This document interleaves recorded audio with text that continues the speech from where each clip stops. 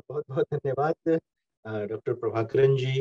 अ, विभाग में उपस्थित यहाँ और जो भी सदस्य हैं, विभाग की अध्यक्ष और जो भी साथी हैं, लगभग मैं सबसे ही परिचित हूँ आपके विभाग में।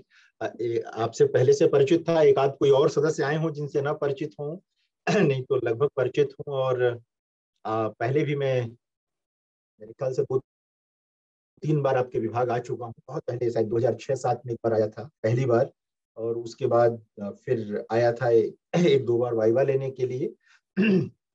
बहुत अच्छा लग रहा है कि आज इस जो आपका एफडीपी चल रहा है, फैकल्टी डेवलपमेंट प्रोग्राम, और एक ऐसे विषय पर चल रहा है जिसकी बहुत जरूरत है इस समय समाज को, राष्ट्र को, और बल्कि कह सकते हैं पूरी दुनिया को जरूरत है पर्यावरण की।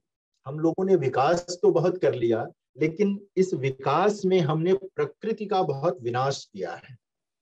विकास और विनाश दोनों एक दूसरे से इतने जुड़े हुए पद हैं, जुड़े हुए शब्द हैं कि कई बार लोगों को पता ही नहीं चलता कि वो विकास के नाम पर विनाश कर रहे हैं। तो ऐसे समय में ऐसे विषय पर बातचीत करना, जब लोग तरह तरह के विमर्शों में हैं, उन विमर्शों की बहुत जरूरत है। मैं ये नहीं कहने जा रहा कि हिंदी में जो विमर्श हैं उनकी उपयोगिता नहीं, लेकिन पर्यावरण विमर्श एक ऐसा विमर्श है आज की तारीख में। ग्रीन लिटरेचर शब्द आपने दिया है, बहुत अच्छा शब्द है ये। पर्यावरण विमर्श एक ऐसा शब्द है जिसकी जरूरत पूरी मनुष्यता को है। वो उन विमर्शकारों को भी है जो अलग अलग विमर्शों को बहुत शिद्दत के साथ उठाते हैं, उन पर काम करते हैं या कर रहे हैं। तो एक बहुत जरूरी चीज है, और एक बहुत अच्छी चीज ये है कि यह चिंता केरल में मैंने देखा कि काफी समय से है, लगभग 2 दशक से अधिक समय से केरल में ये चीज चल रही है। और मैंने कई शोध प्रबंध कोचिन से आने वाले और एक दो अन्य विश्वविद्यालयों से आने वाले शोध प्रबंधों को देखा, जो पर्यावरण की चिंता पर केंद्रित थे। हिंदी साहित्य में किस तरह से पर्यावरण को देखा और समझा गया है, इस चिंता पर वो केंद्रित रहे हैं। तो ये एक बहुत महत्वपूर्ण चीज है। इसके लिए सबसे पहले मैं आप सबको बधाई देना चाहता हूँ कि सिर्फ साहित्यिक नहीं, सामाजिक, सांस्कृतिक, हर दृष्टि से एक महत्वपूर्ण विषय पर आपने इस डेवलपमेंट प्रोग्राम को आयोजित किया है। तो सबसे पहले मेरी बधाई स्वीकार करें, और उसके बाद हम लोग बातचीत करते हैं। मुझसे प्रभाकरन जी ने कहा कि मैं समकालीन कविता को ध्यान में रख करके कुछ बात करूं कि समकालीन कविता में पर्यावरण की कोई चिंता है या नहीं है, और यदि है तो वह किस प्रकार है। देखिए, समकालीन कविता के बारे में आप सब जानते हैं, हम सब शिक्षक हैं और बहुत विस्तार से इस पर बात होती रही है। मेरा मानना है कि देखिए, समकालीन कविता सामान्यतः तो ये होना चाहिए कि 15-20 वर्ष की कविता, लेकिन हिंदी में समकालीन कविता सन 60 के बाद की समूची कविता के लिए प्रयोग में लाया जाने वाला पद है। लोग समकालीन कविता कहते ही सन 60 और उसके बाद की कविता पर विचार करते हैं, उसके पहले नई कविता का दौर है।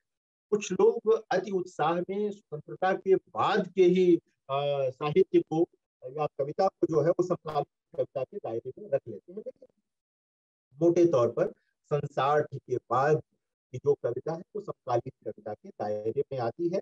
साठोत्तरी कविता भी उसको लोग कहते हैं। अब इस समकालीन कविता के भीतर और इस समकालीन या साठोत्तरी कविता के भीतर कई प्रवृत्तियां हैं। ऐसा नहीं कि समकालीन कविता कहने से यदि किसी एक प्रवृत्ति का या एक ढंग की कविता का बोध होता नहीं। समकालीन कविता में कई तरह की प्रवृत्तियां हैं, कई तरह के बोध हैं।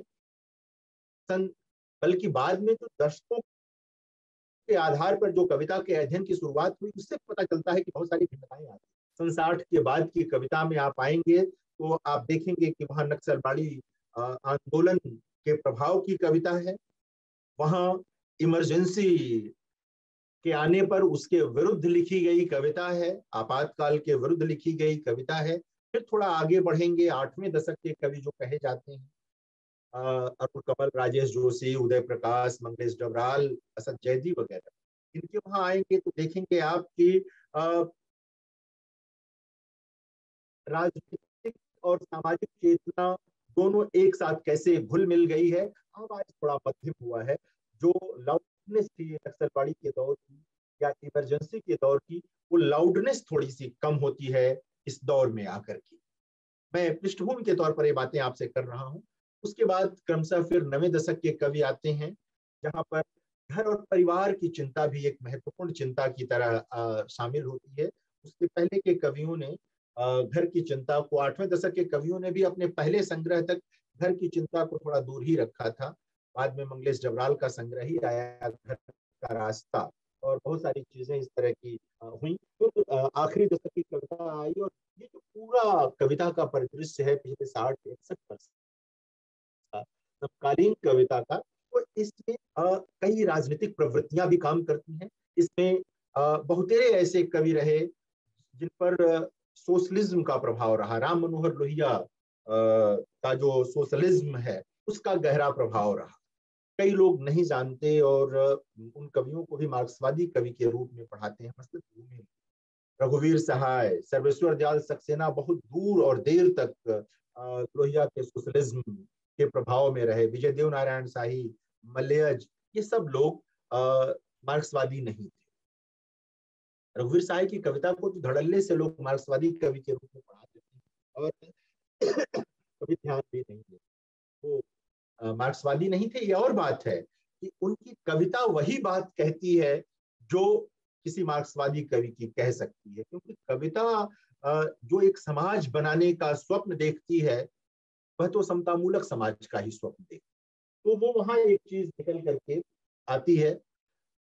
मार्क्सवादी कवियों का की लंबी पंक्ति है सन 60 के बाद की कविता में। गांधी से प्रभावित कवि भी समाप्त नहीं हो जाते हैं सन 60 के बाद की कविता में। आज भी गांधी से प्रभावित कवि हैं। ऐसे भी कवि हैं जो साहित्य जिनके लिए कला का सिर्फ एक माध्यम है, यानी कला के आग्रही कवि भी हैं, और वो उसी ढंग की कविताएं लिखते हैं, लिख रहे हैं। स्त्री विमर्श से हम सब परिचित हैं, हमने अभी जिक्र ही किया विमर्शों का। उस तरह की जो कविताएं निकल करके आई हैं जिनपे स्त्रीवादी विचारकों का गहरा प्रभाव है। अंबेडकरवादी यानी दलित साहित्य, आपने देखा दलित साहित्य, डॉक्टर अंबेडकर की विचारधारा, फुले की विचारधारा। आदिवासी साहित्य आया है जिसमें बिरसा मुंडा और तमाम आदिवासी चिंतकों की चिंताएं शामिल हैं उसमें। तो ये अब पिछड़ा विमर्श भी आ गया है। तो ये तमाम चीजें हिंदी साहित्य में है। लेकिन इन सब के बीच जो चीज बहुत कम हो गई समकालीन कविता में, वो ये थी कि पर्यावरण की चिंता बहुत कम हो।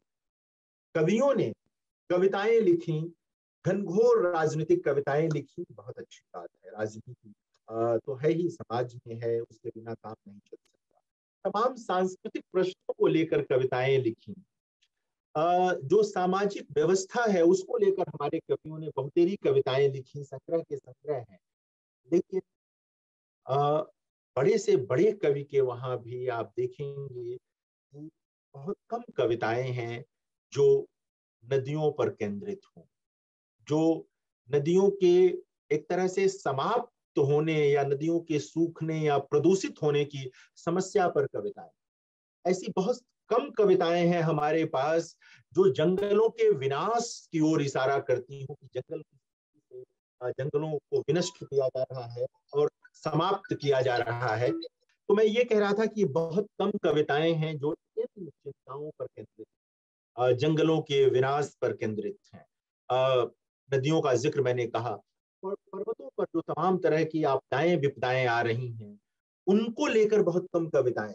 कभी अचानक जब पता चला कि केदारनाथ में या बहुत जगहों पर कुछ चीजें हुई, बहुतेरी बहुत सारी विपदाएं आई, बहुत सारी चीजें आई, तो अचानक लोगों को लगा कि अरे हमने तो इस पर विचार ही नहीं किया।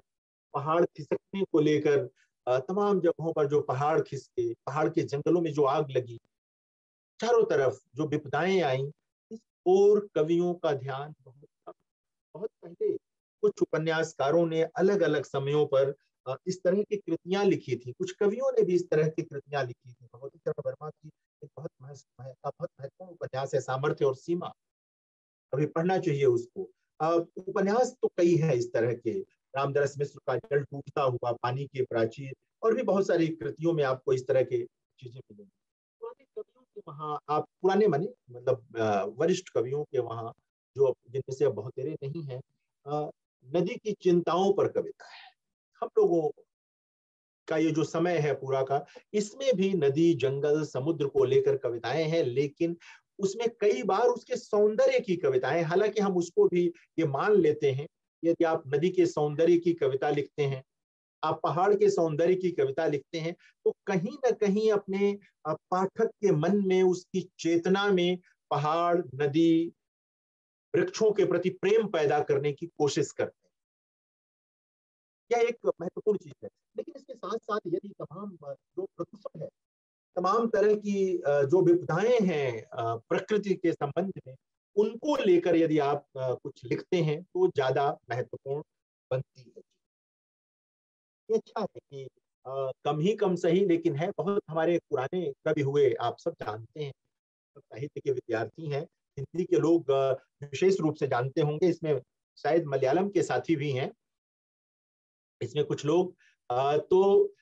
इसमें जो है, रहीमन पानी राखिए बिन पानी सब सोन, पानी गए न उबरे मोती मानुष चून। कितना महान दोहा है यह। इसका एक सामाजिक संदर्भ भी है, इसका एक सांस्कृतिक संदर्भ भी है, और अगर आप देखें तो पर्यावरण की दृष्टि से भी इसका एक बड़ा संदर्भ है। पानी गए न उबरे मोती मानुष चून, ये तीन संदर्भ लिए उन्होंने। लेकिन इसके अलावा भी पानी के बिना कुछ भी संभव नहीं है, जल ही जीवन है। हमारे बहुत सारे जो आदिवासी विमर्श का तो पूरा है, जल, जंगल, जमीन का नारा ही है उनका पूरा का पूरा। तो मैं ये कहना चाहता था आप सबसे कि हिंदी में इसकी चिंता, इसको कहने में मुझे कोई संकोच नहीं है कि समकालीन हिंदी कविता में पर्यावरण की चिंता उस स्तर पर नहीं है जिस स्तर पर होनी चाहिए थी। और यह सुखद है कि आपके प्रांत में यानी केरल में यह चिंता सर्वाधिक देखी और पाई गई। और आप लोगों के कारण अब मैं देख रहा हूं कि पिछले दिनों बंगाल में भी एक चर्चा इस तरह की थी जिसमें मुझे शामिल होना था। तो ये मुझे बहुत अच्छा लगा कि इस तरह की जो चर्चा है जो आपके केरल से उठी है, और वो पूरे देश में फैल रही है सुगंध की तरह, एक बहुत महत्वपूर्ण चीज है। इसको देखना चाहिए। कभी बड़े बड़े जो बांध बने हैं उनको लेकर हम सब जानते हैं, मेधा पाटेकर के आंदोलन से हम सब लोग परिचित हैं। हम सब लोग उत्तराखंड जो है वहां पर एक पूरे नगर के डूबने की कथा से परिचित हैं। उधर की तरफ मध्य प्रदेश में भी हमने इस तरह एक पूरे नगर के डूबने की दास्तान देखी और सुनी है। ये सारी चीजें हैं, ये विकास के नाम पर होने वाली चीजें हैं। विकास बहुत जरूरी है। कभी सोचना चाहिए कि ये विकास है या विनाश। हम प्रगति के किस पायदान पर चढ़ना चाहते हैं और किन शर्तों पर चढ़ना चाहते हैं, हमें क्या हासिल करना है, ये विचार बहुत महत्वपूर्ण है, जो राजनीतिज्ञों को भी करना है और हम सबको करना है। कभी इसको बहुत सलीके से देखते हैं, कभी इसको बहुत करीने से देखते हैं, और वहाँ ये चीजें रहती हैं और लोग इसको देखते हैं। मैं अभी कविताओं के माध्यम से कुछ बात करूंगा आप लोगों से कि किस तरह हमारे कवियों ने कुछ जंगल, नदी, तमाम तरह के जो विनाश हैं, मैं इसको विनाश ही कहता हूँ, उसको लेकर अपनी चिंता जाहिर की है। किस तरह से उसको प्रकट किया है जंगलों में लगी आग को लेकर। और जो जंगलों में आग लगती है वो अनायास नहीं लगती है, वो सायास लगती है, लगाई जाती है, निहित स्वार्थों के लिए लगाई जाती है और की जाती है, सारी चीजें रहती हैं। तो मैं ये निवेदन कर रहा था कि कई तरह की चीजें हमारे वहाँ हैं, जिस ओर कवियों की दृष्टि गई है, जितनी जानी चाहिए थी उतनी तो नहीं गई है। शायद इस तरह की चर्चाओं के बाद जाए विजय कुमार की एक कविता है। विजय कुमार आप सब जानते हैं, कविता के एक महत्वपूर्ण कवि हैं और मुंबई में रहे हैं, और उन्होंने नगर केंद्रित कविताएं, शहर के जीवन की अद्भुत कविताएं लिखी हैं विजय कुमार ने। मुंबई में एक नदी होती थी जिसे मीठी नदी कवि कहते थे। हम मुंबई को समुद्र के नाते जानते हैं, लेकिन मुंबई के जो लोग हैं उसे मीठी नदी के नाते भी जानते थे। और मीठी नदी एक दौर में वहां के लिए एक तरह से कह सकते हैं कि प्राणवायु की तरह थी, वो जीवन सेतु की तरह थी वहां पर।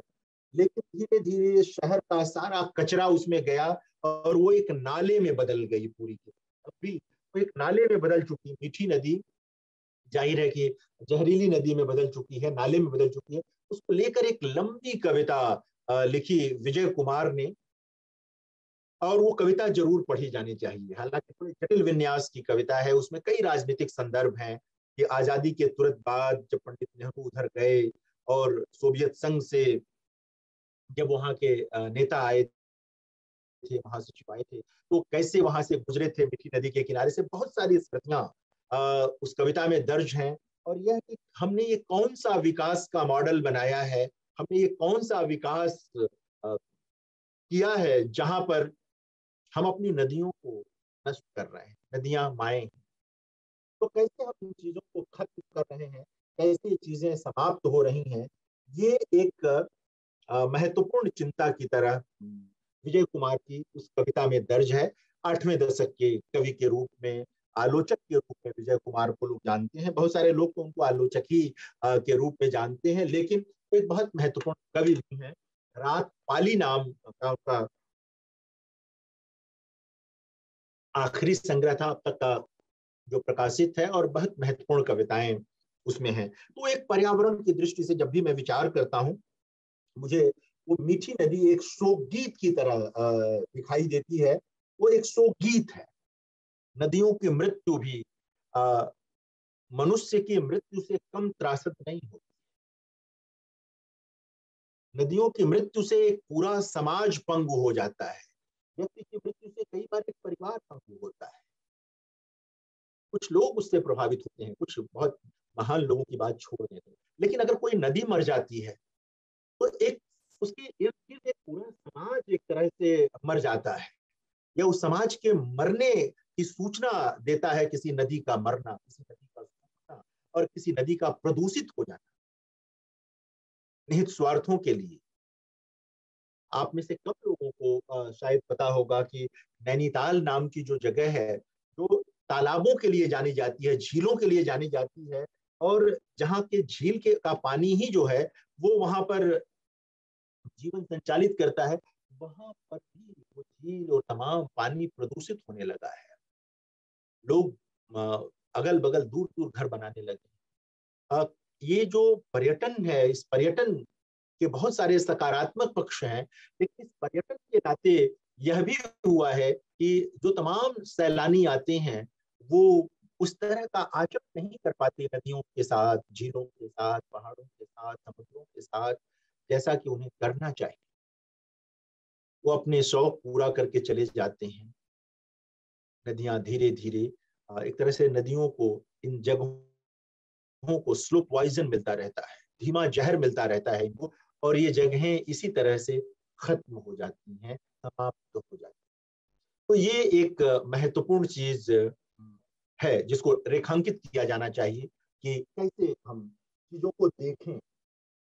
अगर हम नदियों के मरने को समाज के मरने की तरह देखें, अगर हम पहाड़ों पर लगे जंगल को इस रूप में महसूस करेंगे कि जैसे हमारे इर्द गिर्द हमारे अपने जीवन में ही कुछ नष्ट हो रहा है, तहस नहस हो रहा है, तो शायद हम अधिक सचेत, हम समुद्रों के आस पास जो प्रदूषण है उसको अगर देखें और महसूस करें तो शायद बात बनेगी। जैसे विजय कुमार की कविता बहुत संवेदनशीलता के साथ, बहुत विवेक के साथ कई सवाल हमारे सामने छोड़ती है। वो लंबी कविता है, तो वो एक कविता जरूर आप सब जितने भी साथी आज हैं, मैं आप सबसे चाहूंगा कि पर्यावरण की चिंता पर, ग्रीन लिटरेचर पर यह एफडीपी है, तो आप उसको जरूर देखें और देखें।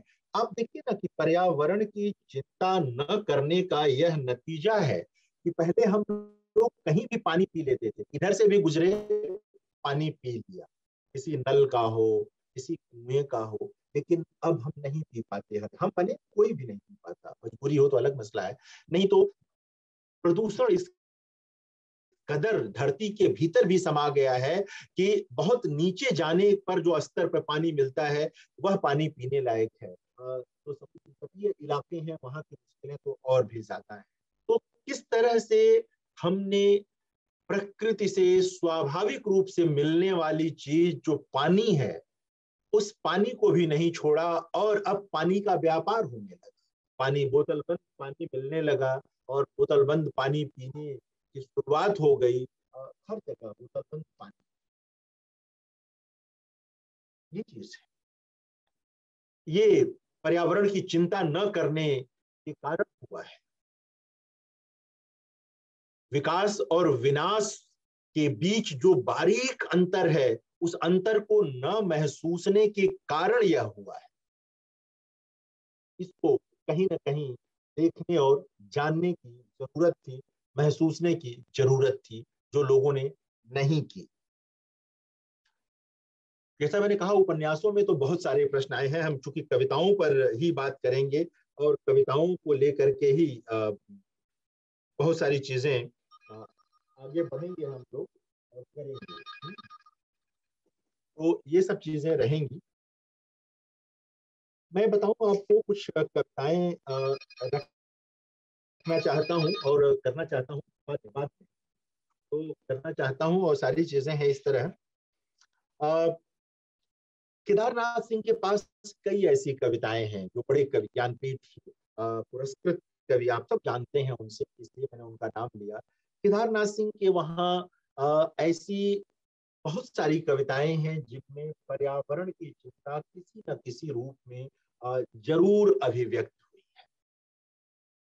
कई बार कुछ अलग विषयों पर लिखी गई कविता के भीतर भी पर्यावरण की चिंता केदारनाथ सिंह के वहां आई।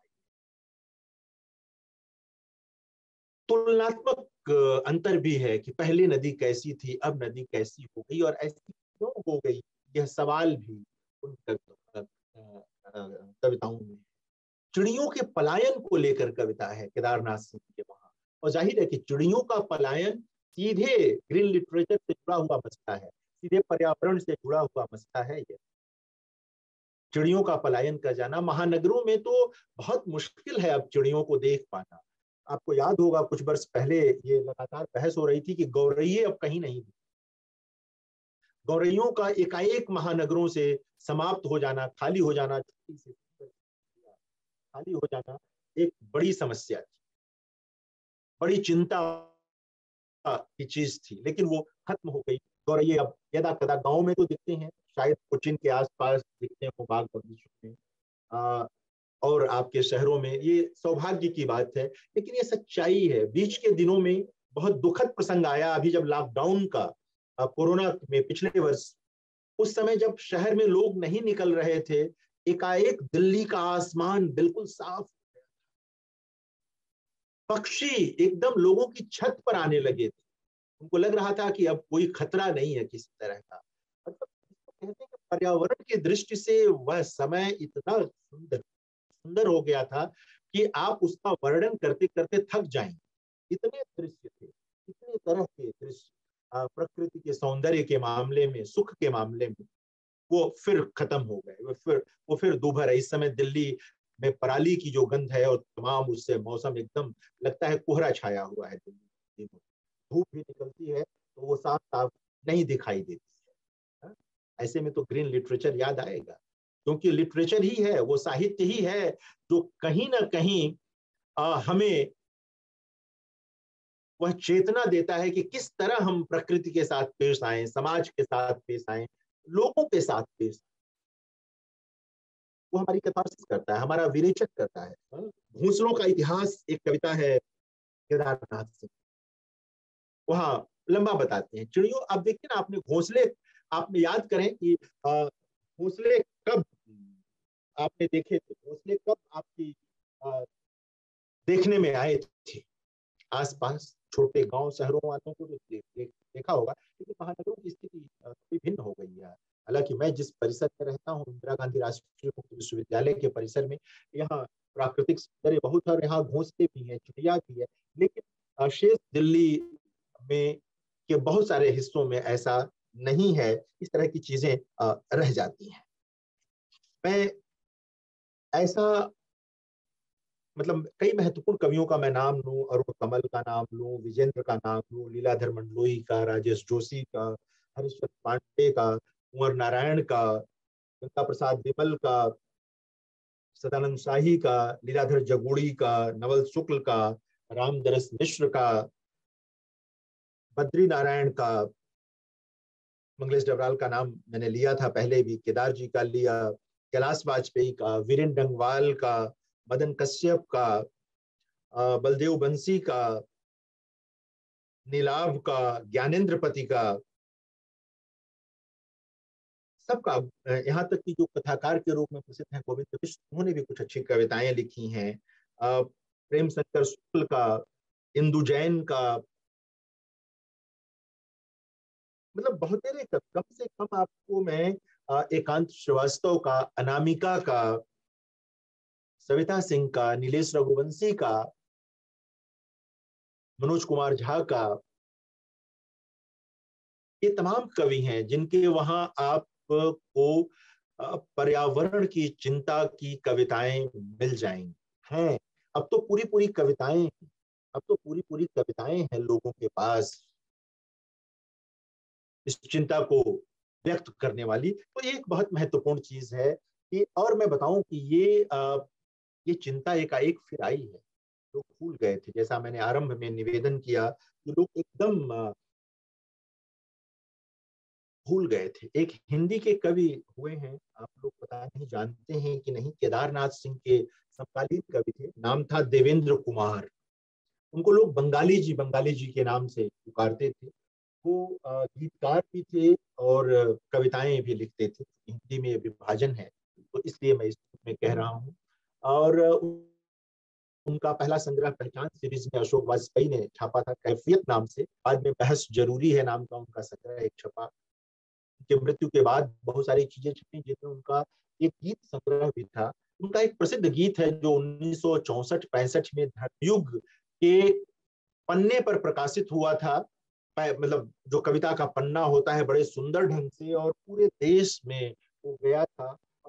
उस गीत की जो पहली पंक्ति है वो है, एक पेड़ चांदनी लगाया है आंगने, फूले तो आ जाना एक फूल मांगने, नदी झील सागर से रिश्ते मत जोड़ना, लहरों को आता है यहाँ वहां छोड़ना, तुम तक पहुंचाया है मुझको अनुराग ने, एक पेड़ चांदनी लगाया है आपने। फिर वो गीत है, कई उसके अंश हैं, अंग हैं, उसमें वो गीत आगे बढ़ता रहता है, चलता रहता है। मैं कहना ये चाहता हूं कि 1964-65 के आसपास हिंदी का एक कवि इस बात को सोच रहा था, देख रहा था कि कैसे प्रकृति के साथ सामंजस्य बनाया और बिठाया जाए, किया जाए। एकांत की एक कविता है, मैं वो कविता आपको सुनाता हूँ। नींद कहाँ आती है, मैं करवट बदलता हूँ सुनो, ये तुर बोलते हैं आधी रात को, माघ के महीने में वन में डोंगरी, जो नदी सूख जाती है उसका जल स्वप्न में बहता रहता है। पंक्तियां देखिए, जो नदी, अभी मैं मीठी नदी का जिक्र कर रहा था आपसे, ये कुमार की कविता था। जो नदी सूख जाती है उसका जल स्वप्न में बहता रहता है, जो वृक्ष जल जाते हैं उनके फूल महकते रहते हैं इस पृथ्वी में, हवा बहती हुई ठिठकती है यहाँ, तितुर बोलते हुए सहसा हो जाते हैं चुप, सावन में सामा फूलता है भादों में कांसी, वह कौन ऋतु होगी जिसमें फूलेगा अरण्य इस उजाड़ जीवन का। कविता थोड़ा दूसरा रंग लेती है। कितना धुआं है कि दम फूलता है, जलती है आंख, ये दिल्ली की स्थिति है आजकल। कितना धुआं है कि दम फूलता है, जलती है आंख, कहीं घर जल रहे हैं देखो, और उनकी आंच मेरी त्वचा पर। हाहाकार से भर गया है आकाश, वे बोलते हैं दो शब्द और दो शब्दों के बीच से बहता आता है रक्त। ये ये वो जगह तो नहीं जहां आना चाहता था मैं, कभी पाँव से बना था जो रास्ता, उस पर उग आई है घास। ये अलग है। जो आरंभिक पंक्तियां इस कविता की हैं, जहां पर नदी सूख जाती है, उसका जल स्वप्न में रहता है। एक कवि कम से कम अपनी चेतना में यह तो लेकर आ रहा है। लोग तो ऐसे हो चले थे बीच के दिनों में, क्या अभी नदी सूख जाए क्या फर्क पड़ता है, जंगलों में आग लग जाए क्या फर्क पड़ता है, हमारा सुख बाधित नहीं। लेकिन तो भूल जाते हैं कि क्षणिक सुख बहुत दिनों तक नहीं टिकता है। लेकिन अगर ये प्रकृति वैभवशाली रहेगी तो हमारा सुख भी लंबा होगा, दीर्घकालिक होगा। ये नहीं भूल, कभी यही जताना चाहता है, बताना चाहता है, दिखाना चाहता है हम लोगों को।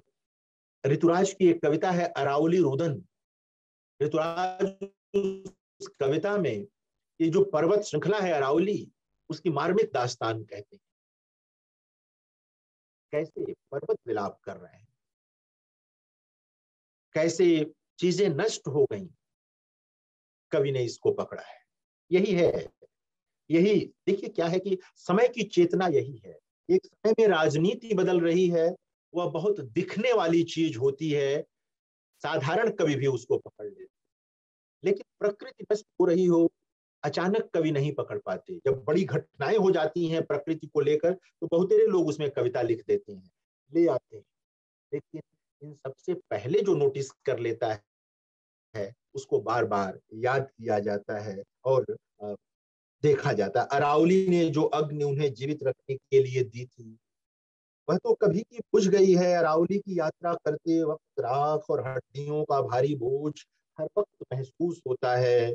दिन रात अरावली की सूखी निचुकी हड्डियों में शेष रहे फास्फोरस की लौ उठती है, तो बहुतेरे यात्रियों को भ्रम होता है कि अरावली अभी मरा नहीं है।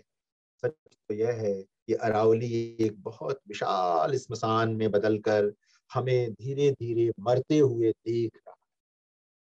ये है प्रकृति, पर्यावरण के विनाश को रेखांकित करती कविता। हम दोनों एक दूसरे को मरता हुआ देख रहे हैं। अरावली जैसी पर्वत श्रृंखलाएं हमें देख रही हैं और हम उन्हें देख रहे हैं। चीजें इस तरह एक दूसरे में गड्ढमड्ढ हैं, समाप्त हो रही हैं। ये हम लोग नोटिस नहीं कर पा रहे हैं, और तो बहुत दुखद है। कवियों ने किया है, ये महत्वपूर्ण है। इसलिए ये कविताएं हम शायद आज आपके सामने उद्धृत करने की स्थिति में हैं, बात कर रहे हैं। एक कविता है कि पृथ्वी जल रही है, आकाश सिमट गया है, छलक उठते हैं पहाड़, नदियां स्थिर हो गई हैं, ध्वनियां सिर्फ लहकती हुई सांस में बच गई हैं। ये विडंबना है, ये आयरनी है हमारे समय की। ये कोई सुख का विषय नहीं है, इसको हमें समझना होगा। जिनके पास पर्यावरण की चेतना नहीं है, जिनके पास अपने आसपास की प्रकृति को देखने की आंख नहीं है, वो अच्छा कवि कैसे हो सकता है? वो नहीं हो सकता। एक समय में मुहावरे को उठाकर कविता लिख लेना, चर्चित हो जाना एक अलग बात है, लेकिन सच्ची कविता लिखना दूसरी बात है। आज पर्यावरण चिंता की जो कविताएं लिखी जा रही हैं, वो सच्ची कविताएं, वो जीवन की विडंबना से उपजी कविताएं, हमारे विकास और विनाश के द्वैत की विडंबना से उपजी कविताएं हैं। उस विडंबना को जितनी गहराई से जो कवि देख पाया है, समझ पाया है, उतनी महत्वपूर्ण कविता लिखा। यह एक चीज है जिसे मैं आपके सामने लाना चाहता था, कहना चाहता था।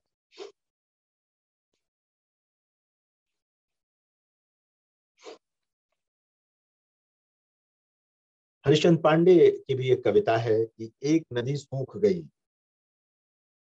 और ऐसी नदी जिसमें पिछले वर्ष तक पानी था, देखो यह नदी सूख गई, अपनी तर्जनी बस से बाहर के दृश्यों की ओर दिखाते हुए उसने कहा, नदी सचमुच सूख गई थी, अभी पिछले वर्ष तक पानी था इसमें। थी भी बहुत छोटी नदी, देश क्या, प्रांत क्या, जिले के मानचित्र में भी इस नाम की कोई पतली लकीर नहीं, लेकिन थी तो जरूर। आगे चलकर एक बड़ी नदी की सहायक नदी से मिल जाती रही थी। वहां पर लग जाता रहा 150 लोगों का मेला, जैसी स्थानीय थी इसके सूख जाने का असर भी स्थानीय है। अभी किसी बड़ी चीज से इसके सूखने को जोड़ेंगे तो हंसेंगे लोग। अभी अभी तो ये फूले गुब्बारे के बाहर रखी एक सुई है। अभी तो एक फूले गुब्बारे के बाहर रखी एक सुई है ये। अभी देख पा रहा है केवल एक पुल, जो बहुत बड़ा धोखा खा गए इंसान की तरह खड़ा है आबाद। यानी कि ये सब कुछ जो विकास के नाम पर है, एक फूले हुए गुब्बारे की तरह है। और एक छोटी सी सूख गई नदी भी कोई की तरह है, जो किसी ने उस बारे में चुके। वो मीठी नदी हो, हरीश पांडे की नदी हो, वो आपकी नदी हो, वो मेरी नदी हो। हाँ, मेरे गांव के किनारे भी एक नदी है, गोरा नदी, जिस पर मेरी एक लंबी कविता है, तो उसका कोई जिक्र नहीं करूंगा, बस सूचनार्थ। ये सारी चीजें हैं, कैसे ये धीरे धीरे चीजें नष्ट होती चली जा रही हैं। ये आप एक जगह से गुजरते हैं, याद करते हैं कि यहाँ एक बागीचा होता था, और अब वहां सिर्फ खेत है। वहां ट्रैक्टर चलता हुआ आपको दिखता है, बागीचा खत्म हो। 20 साल, 25 साल, 50 साल वो बागीचा रहा, आपके पूर्वज लगा गए थे। आपने पेड़ों को बेच दिया, उनसे पैसा ले लिया, और उस जगह पर खेत। यह यह जो सुख है पैसे का, जो पर्यावरण की चेतना पर, जीवन की चेतना पर, समाज की चेतना पर भारी पड़ रहा है, उस ओर देखना जरूरी है। और कुछ कवियों ने देखा है, और जरूर देखा है। आप देखें, जंगलों की तरफ गुजरते हुए मन हरा होता है। जंगल में ठीक है कि उसका एक भय भी है, लेकिन उधर से गुजरिए, मन में हरियाली आ जाती है, उदास मन भी प्रसन्न हो जाता है। समुद्र के किनारे जाए, उसकी जो लहरें उठती हैं, वो मन में भी तरंग पैदा करती है, स्वच्छता का, जल का, जीवन का पैदा करती है।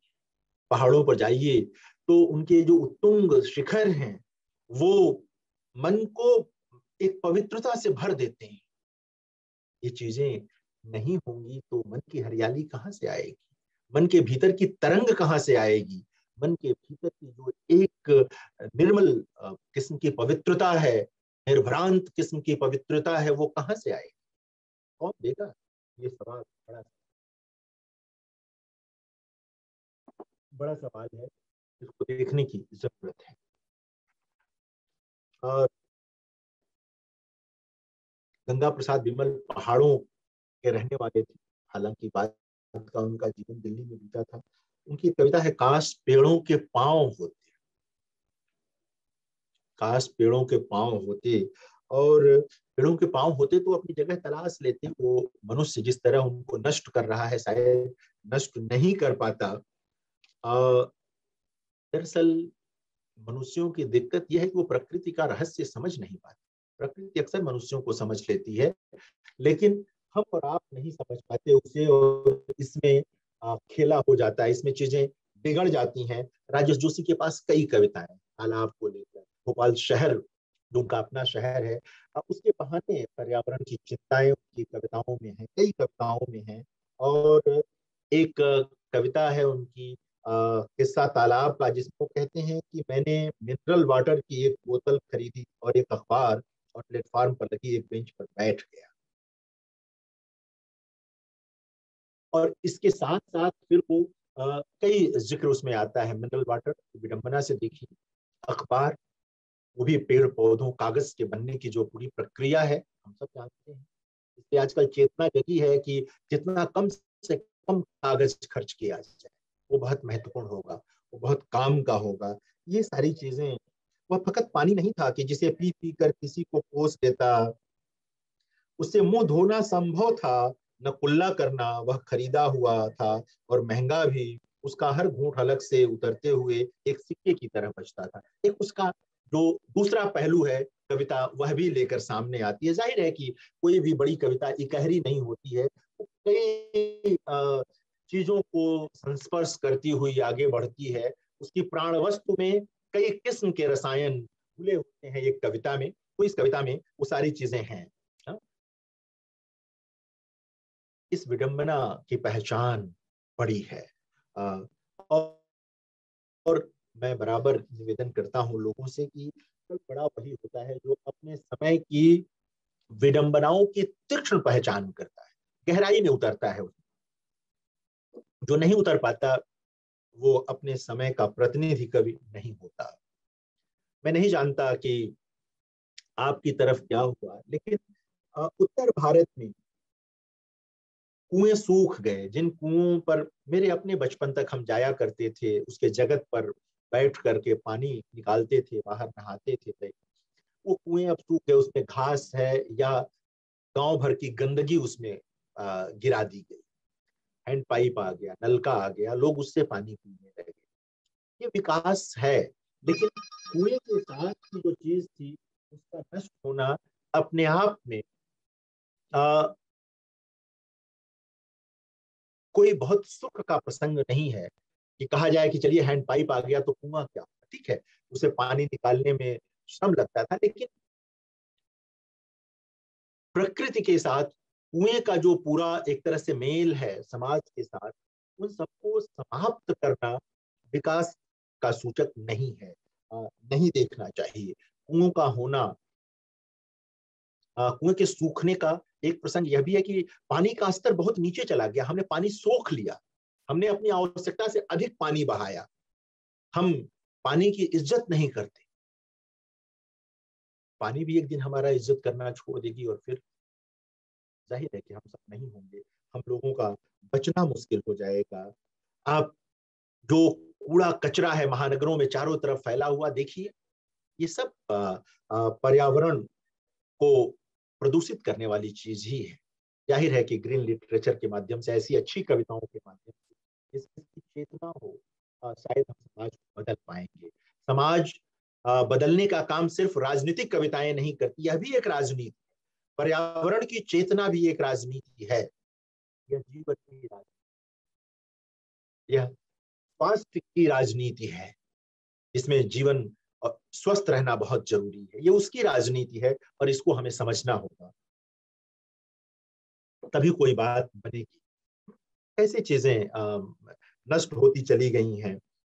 प्रकृति नहीं रह जाएगी, जंगल नहीं रह जाएंगे, नदियां नहीं रह जाएंगी, पहाड़ नहीं रह जाएंगे। तो आप सोचिए कि धरती का संगीत यही तो है, धरती का श्रृंगार यही तो है। ये सब तो खत्म हो जाएगा, बचेगा क्या? ठूंठ की तरह हम और आप बचेंगे, लेकिन जिएंगे कैसे? आंखें आजकल जलती, दिल्ली में और जगहों के बारे में देखिए, आंखें जलती हैं दिन भर। लगता है कि जैसे क्या है, अजीब सा, सांस लेने में तकलीफ होती है। तो साहित्य की जिम्मेदारी हो गई है कि इन चीजों के प्रति लोगों को सचेत करे, पॉपुलर माध्यमों में भी जाकर सचेत करे। बहुत गंभीर कविताएं आम आदमी नहीं पढ़ता है, तो जो लोग पॉपुलर माध्यमों में है, सिनेमा के माध्यमों में जो लोग लिख रहे हैं गीत, उनसे भी यह अपेक्षा की जाती है कि वो इस ढंग की कोई चीज देखें।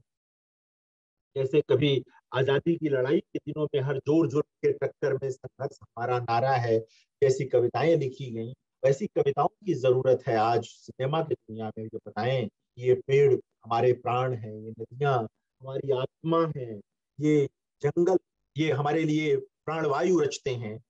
इन सब चेतनाओं, इन सब बातों को लेकर कितना संपन्नता के साथ गीत लेखन की जरूरत है आज की तारीख में, ताकि पॉपुलर माध्यम से चीजें पहुंचे। वो हिंदी में भी हो, मलयालम में भी हो, तमिल में, तेलुगु में, भारत की सभी भाषाओं में हो। जाहिर है कि चीज फैलेगी तो दूर जाएगी। नदियों को प्यार करने वाली कई कविताएं हैं, अरुण कमल की कविता है, केदार जी का नाम मैंने लिया, और नारायण की कविता है, ज्ञानेन्द्र पति का तो एक पूरा संग्रह ही है। आप सब जानते हैं, बनारस पर केंद्रित गंगा को लेकर के वो पूरा संग्रह ही है उनका। मतलब नदी को लेकर, प्रकृति को लेकर, इस इससे उदात्त प्रेम का कोई और भाव नहीं हो सकता। एक पूरा का पूरा संग्रह, और बहुत प्रसिद्ध संग्रह है, बहुत पढ़ा गया संग्रह है, और अब भी पढ़ा जाता है। पिछले 20-25 वर्षों में लगातार कभी देखें कि कैसे चीजें बदल गई हैं, यानी गर्मी लगातार बढ़ती जा रही है, उमस लगातार बढ़ती जा रही है।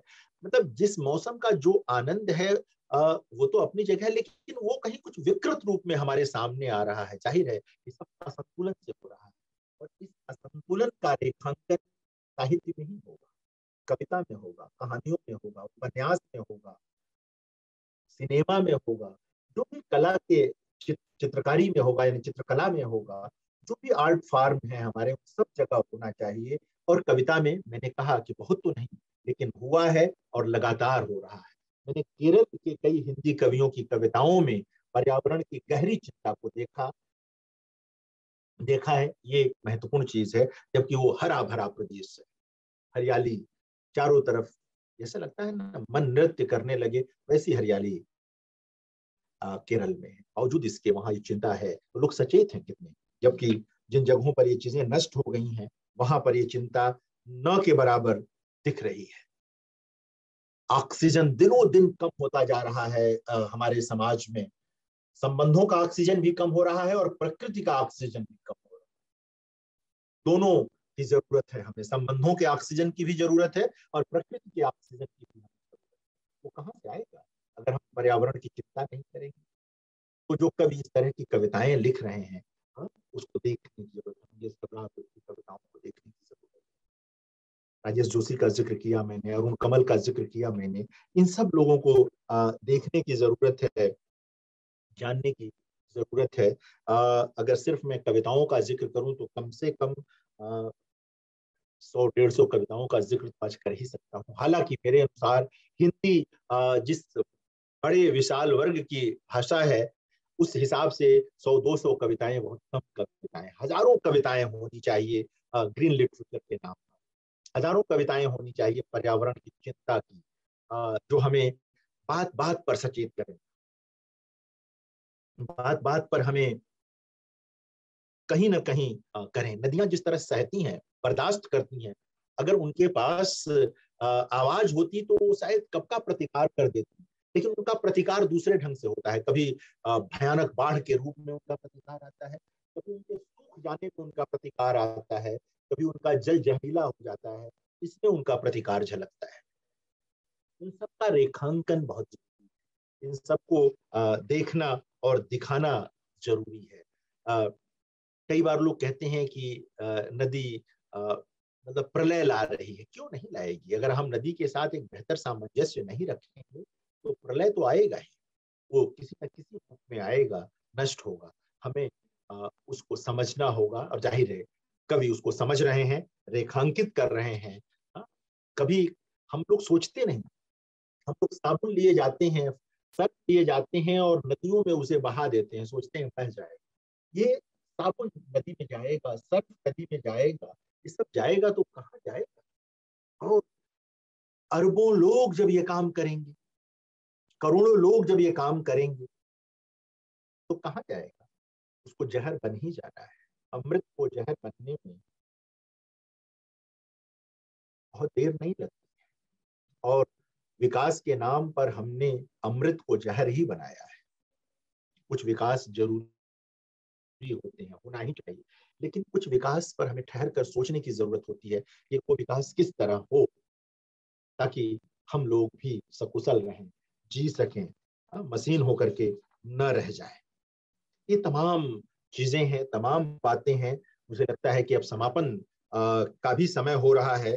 कुछ बातें हम कहा था, क्या नाम है, प्रभाकरन जी ने, कि मैं कविता के बहाने कहूँ, आप यमुना नदी को किस में याद करते हैं? जैसे यमुना का जिक्र आता है तो आपको सूरदास याद आती, भक्त कृष्ण की लीलाएं याद आती हैं।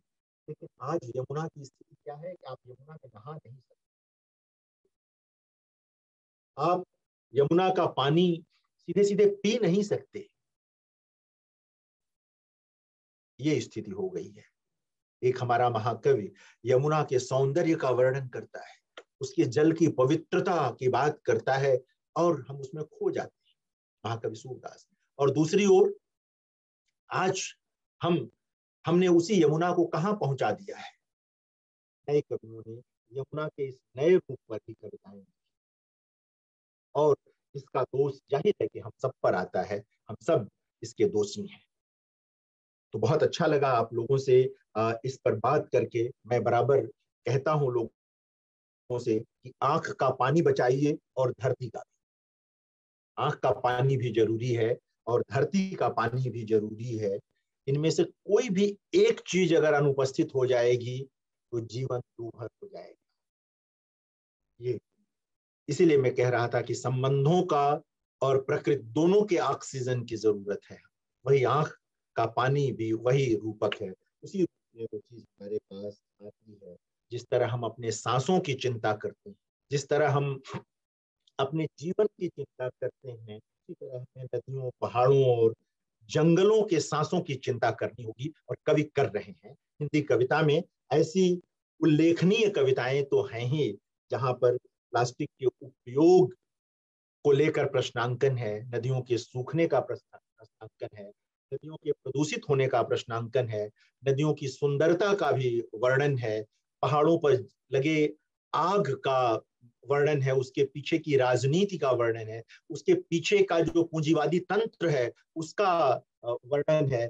इसी तरह समुद्र को लेकर के भी है। तो बहुत अच्छी कविताएं हिंदी में हैं, प्रकृति को समर्पित, पर्यावरण को समर्पित, जिन्हें आप ग्रीन लिटरेचर कह सकते हैं, उसके खाते में रख सकते हैं। ऐसी कविताएं हैं और ये सुख का विषय है, लेकिन इस मात्रा को गुणात्मक ढंग से पढ़ने की, पढ़ाने की जरूरत है। बहुत बहुत धन्यवाद।